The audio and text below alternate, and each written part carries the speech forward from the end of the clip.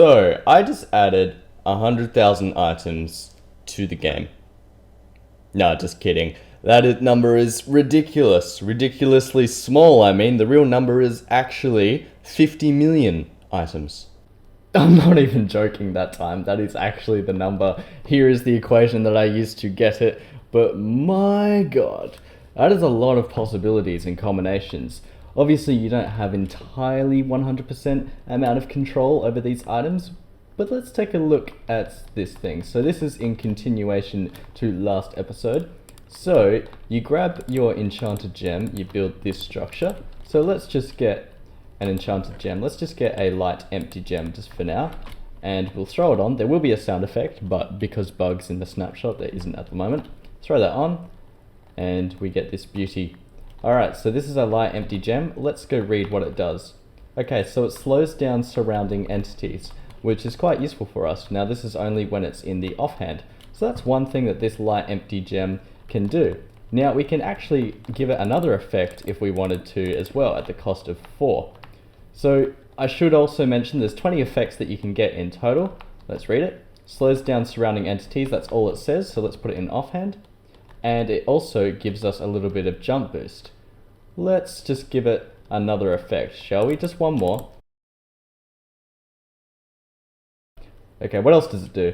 Spiders become poisonous now. So that is a negative effect, is that spiders are a lot more poisonous now. So there are 20 effects in total, like I said. Let's go through them. Water breathing, levitation, invisibility, jump boost, fire resistant, mob slowness, luck, regeneration, deflecting arrows, and turning skeletons into wither skeletons. Charging creepers, making spiders poisonous, placing fire anywhere, stopping you from jumping, taking away luck, clearing stone from your inventory, killing XP, giving speed to mobs around you, hunger, and blindness. So they're not always useful effects, and they're not always not wanted either. For example, clearing stone, you might want that when you're mining if you don't want to have your inventory full all the time, or you might want less XP for some unknown reason. You might want to reduce lag or something. And mob speed, not always used in combat. You might want to hoard animals somewhere. So these effects aren't always good and they aren't always bad is what I'm saying. So let's get this lucky shard that I made because I got pretty lucky with the effects on this.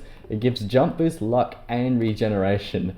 But this is an empty shard. You can apply this to any of the 48 gems, like this one. This is a ruins gem because I added like 9 effects onto it. Let's take a look. So it gives me levitation, it places fire down, gives me fire resistance and hunger and jump boost. The jump boost is pretty useless though. Let's also read what else it does. It charges creepers, makes spiders poisonous, speeds up surrounding entities, and also protects against arrows. Okay, so why are there so many combinations? Well, it's pretty simple. Every time you throw an item down, it's going to activate one of these 20 armor stands and then give it a custom tag. Don't know how to use custom tags? Well, I explained that in this episode. Annotation on the screen, will it work, please? Alright, so we're giving it a custom item tag, and that's it. And based on those custom item tags, it's going to do something else. So this is an item tag jump boost, and if you have that in your offhand, then it's going to give you jump boost and then remove the tag, blah blah blah. And so this is the actual tagging process.